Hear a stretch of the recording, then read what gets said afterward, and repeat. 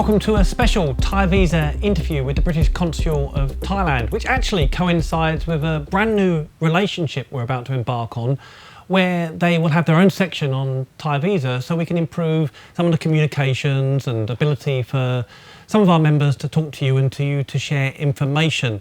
We put the interview out to our members, and literally overnight we had 100 questions back.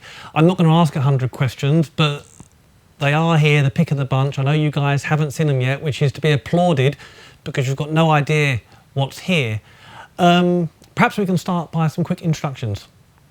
Okay, so my full title is I'm Her Majesty's Consul to Thailand, but more importantly, I head up the consular team here in Bangkok, and I prefer to be known as Paul.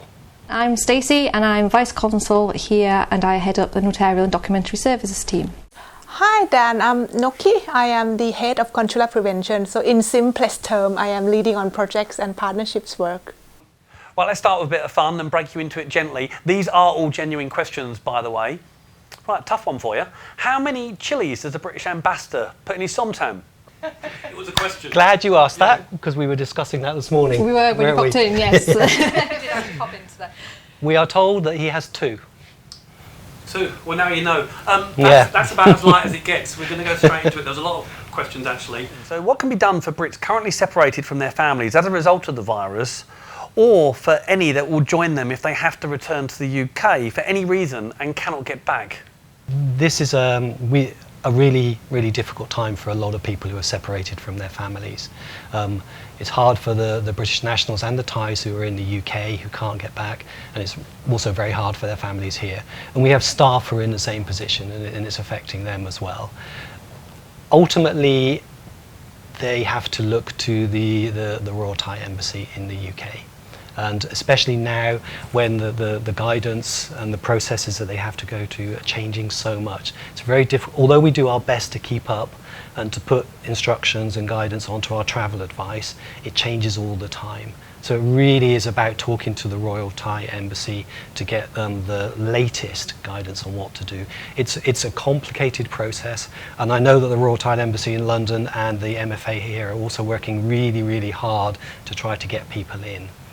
But it's really about talking to them. Yeah. Okay, so we've had the number of questions revolving around this one, and it's someone that's had a visa to travel back to the UK with their Thai family, but because of the virus, it means they've been unable to travel. Their question is, it's going to expire, so they want to travel later. Can they just extend this visa, or is there going to be any compensation? Honestly, I'm not aware of anything with regards to the long-term visas. I haven't seen any updates for the 6-month visas. If anyone has got a 30-day visa, those are being extended until the end of the year, I believe. Visas, again, it's something that's not really dealt with by us in the consular section. The best thing to probably do is contact UK Visas and Immigration, and there's a whole section on our website, gov.uk, and you just need to search for UK Visas and Immigration, and any updates on the visas situation will be posted on there, and I'm sure it'll be on our social media as well. Right, this one's from one of our retiree members. Why are our British old age state pensions frozen the date we leave the UK? Okay, this is your audience is probably going to get fed up with us saying that this isn't really something that we do, but pensions is not an area that we do generally as an embassy. But we're very lucky that Stacey has expertise from her previous work with DWP, and will probably be able to give you a good answer to that question. Okay, so unfortunately, it's probably an answer that British nationals in this situation are fed up of hearing, but it is all to do with reciprocal agreements between the countries. There is no reciprocal agreement between the UK and Thailand with regards to the operating of state pensions. Therefore, as soon as you leave the UK, your pension is stuck at that rate. If customers do go back on holiday, then they're entitled to the operating for the time they're in the UK, but it will go back again to the very base level for when they first left the United Kingdom to live. Okay. So what's to be done on the death of a Briton in Thailand? There was some information on this matter on the consular part of the embassy website, but it's dated apparently back in 2013. Surely it's out of date now. Where can I find the relevant information? The best thing to do if there was a death of a British national is just honestly give us a call, and we'll be able to guide you through the process, and even email you all the information that you would need. Right. I'm heading to Bangkok next week to renew my passport. Please can you confirm exactly what's required for proof of address, and does it need to be notarised? No, the proof of address doesn't need to be notarised. Or the staff at the Trinity building will accept any documents that show proof of address. Lease agreements are good. Thai driving licence, if that's available, is also a good document. Work permit as well. But actually the list of documents that are accepted is available on one of the annexes when you apply for your passport. Okay. Right, I will shortly need to renew my UK passport before October 2020. Is the service still available in Bangkok, and when should I apply? We would advise British nationals to apply for the passport as soon as possible, but yes, absolutely. The VFS at the Trinity building has been reopened since the 8th of July. But yeah, it's fully open, fully functioning, and we do expect passports to come back within about a month. Can I just emphasise Stacey's point that people should keep an eye on their passports. Don't let them run up to the expiry date. Plan ahead, renew your passport in good time so that you're not, you don't end up in a position where we have to issue you with an emergency travel document before you travel because you've forgotten to renew. In common with many others at the moment, I'm in the UK and cannot get back to Thailand to renew my visa or a retirement extension. And the question is, can you lobby from the UK Embassy to facilitate automatic extension or postal extension? This is a fair point about the automatic extension. I think the Thai authorities, hopefully we all agree, the Thai authorities have been really generous so far in automatic extensions that they've given. Our latest understanding is that when this latest extension stops, it's unlikely that they'll give another one. We believe that British nationals who are here on a short-term visa really should either sort out their visa status here in Thailand or go home, go back to the UK or to their country of residence where they can. So I think that's the message that we're giving out around visa extensions. We won't be lobbying the Thais for an extension on top of the ones that they've already issued. We will be advising people to sort out their visas or return home if they can. One of the main areas that we are focusing on now is the British nationals who live here in Thailand and are in Thailand who are becoming more and more vulnerable because of the current situation. They're losing jobs, losing their businesses, or their partners are losing their jobs, and things are getting very difficult. And I would repeat again my point that if things are getting very, very difficult, get in touch with us, because we are focusing on people who are here who are now finding things hard, and there are ways in which we may be able to help. And when you say help, you mean get them back to the UK? There's a range of things that we can do. I mean, if people live here in Thailand, I'm not going to be saying to them, you need to go back home to the UK. But as an option, to move families. Yeah, we can help with that. Yeah, including at the moment there is a possibility of financial assistance for people to get flights to go back to the UK if that's what they wish to do. And how does that work if you've got a Thai partner and you need to get the visa for her to go back, and yet you got cash flow problems? Sure. I mean, the visa process, if you have a Thai partner, is something that you have to deal with first before you can look at financial support from us or moving back to the UK. Yeah, that's another hurdle, unfortunately, that people need to jump over. Are British subjects living and retired in Thailand required to register with the British Embassy, even on a voluntary basis? No is the short answer to that. There used to be a system in place that long-term residents in Thailand will probably remember, called Locate, where people could register with the embassy. I don't think it was ever a mandatory requirement. Expanded, if you like. We do used to register people in the very old days, but when in reality, when there is any major incidents, those database is not up to date. Because people who are registered with us are people who really look after themselves and are responsible. So the policy has shifted slightly, that we have got a kind of back office crisis management tools. Whenever there is a major incident, that tools would open up for people to register. For example, during this COVID-19 pandemic, we were dealing with over 1,000 registrants who really need help. And we then focus on those people who tell us what do they need and then support them accordingly. And that seems to be the more effective way of using our resources to meet the needs of the people. I think the message from us is you don't need to register, but look out for anything that comes out in our own messages or on social media or on Thaivisa saying if you're having problems, register. Because as she says, that was a very useful process during our response to the COVID-19 crisis. And a lot of people, it's fantastic, loads and loads of British nationals registered with us, and we were able to meet their needs on an individual basis. Lots of vulnerable people got the right help from us because they'd registered with us. So no need, but look out for any messages telling you to register. And if you see those, then do go ahead and register with us. And the process I mentioned is in fact a global practice. So elsewhere across the global network, each embassy or each consulate would activate that system as and when we need to. So, lovely one. This is a retiree with time on his hands, something I haven't got, and I guess you guys haven't either. How could one put themselves forward to be an honorary consul or another voluntary role to assist the British expats in Thailand? That's a really nice question. It's great, and we have a really good network of honorary consuls and consular agents as well across Thailand, and they are a vital part of the team that works to respond to especially to emergencies involving British nationals, and especially during a crisis. They were amazing during our response to COVID-19. I would say at the moment we've got some great on-cons and some great agents, so we're not hiring, but I would say drop us a line. We'd be really interested to hear about their experience and what they're interested in doing, and we'd keep the details, and if anything comes up, we'd get back in touch with them about it. Yeah, it's fantastic to have that interest in helping. Does the British Embassy offer any support or resources to Brits in Thailand struggling with mental health issues? Yes, is the short answer to that. We do offer a lot of support to, when it's individual people with mental health issues, then we will offer direct assistance to them, working with Thai authorities and Thai groups in the same area.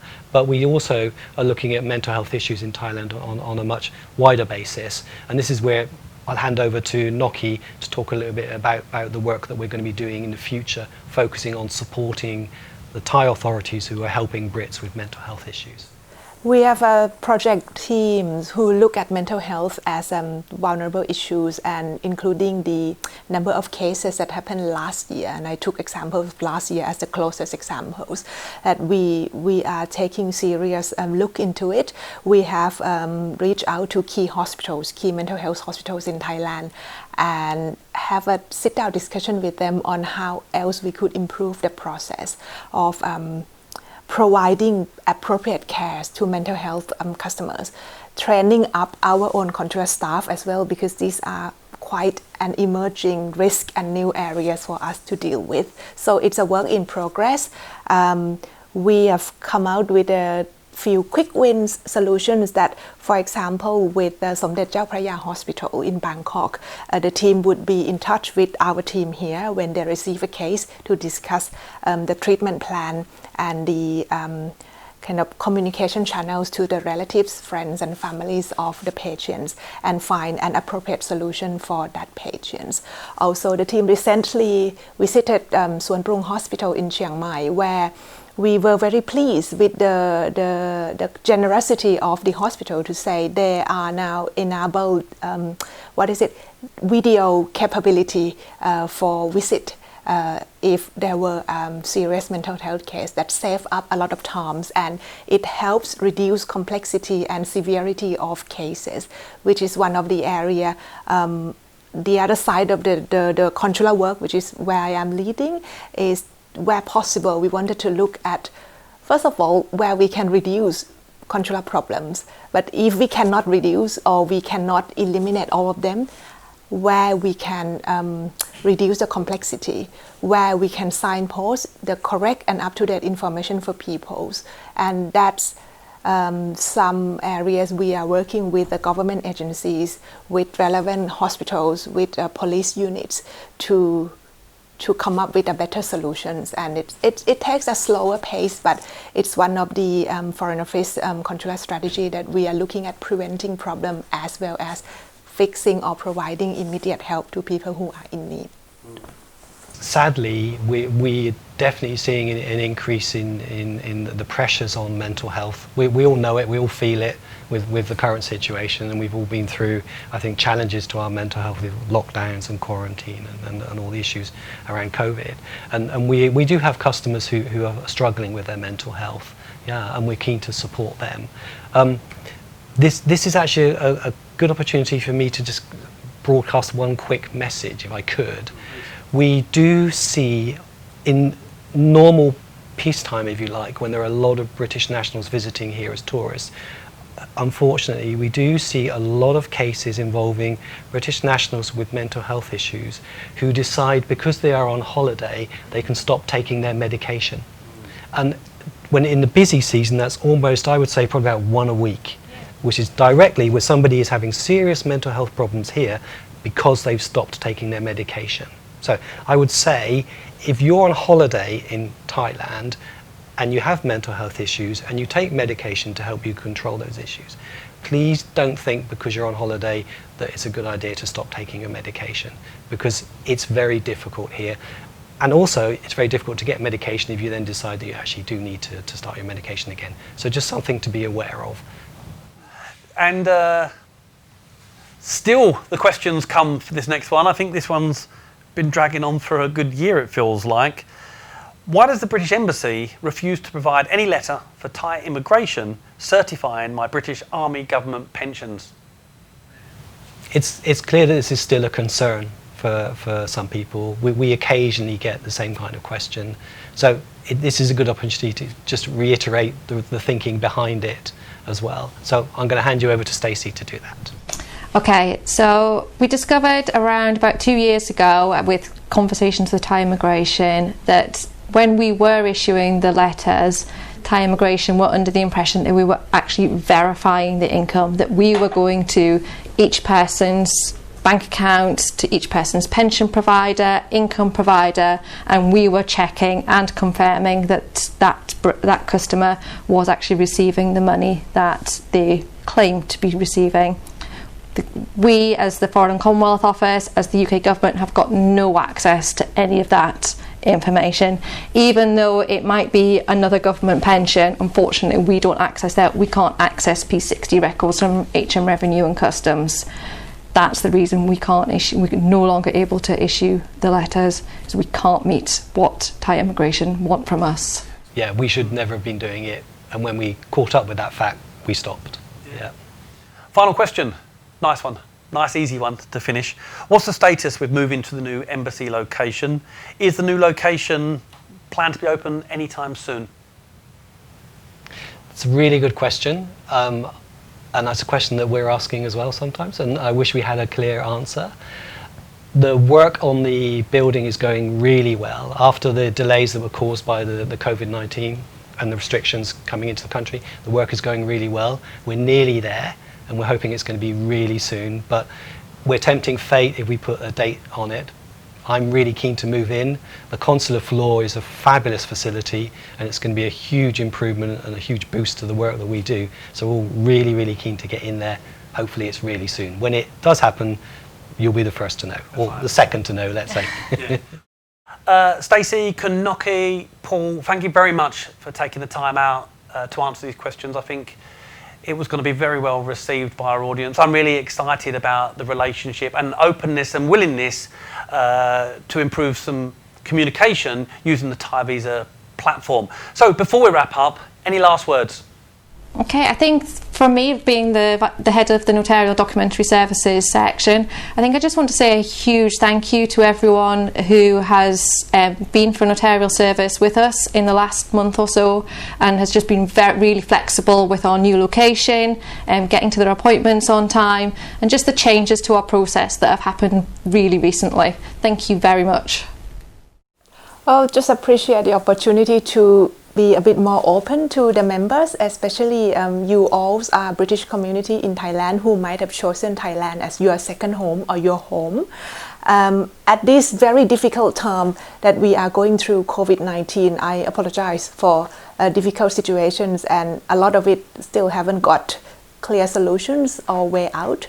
I'd just like to, if I could, remind you of the kind of valid visa if you are in Thailand, that please look at an arrangement to rearrange your visa so you are valid to stay in Thailand, because we are also dealing with visa overstaying issues, and the consequences of overstaying your visas are quite severe by the Thai authorities, and that's solely up to the Thai immigration. You might be detained, you might be arrested, and you will also be banned to re-enter Thailand again. And I'm really interested in Dan's point about the motorbike safety. Again, if you are in Thailand and you enjoy riding motorcycle, please stay safe. I mean, wear helmet, have your insurance valid, have your driving license valid, and do not drink and drive. And enjoy your time in Thailand. Thank you. So then to Dan and to your members and to our director Martin as well. Thank you very much indeed for the opportunity to chat today. I think we've covered some really interesting points. This is the start of a really interesting conversation that I'm hoping we're going to be having with Thaivisa, and a really good working relationship. Lots and lots of things hopefully that we're going to develop together that are going to be relevant to your members and will meet their needs, or enable us to meet their needs in an even better way. So really looking forward to how we're going to be working together. And the message for your members is just watch this space, because there's be lots of interesting and exciting things here. Use this opportunity to ask us these kinds of questions. I was so encouraged by the number of questions that you got basically overnight from people, and they're all really good ones. Really keen for that to keep going. So really looking forward to this. Thank you.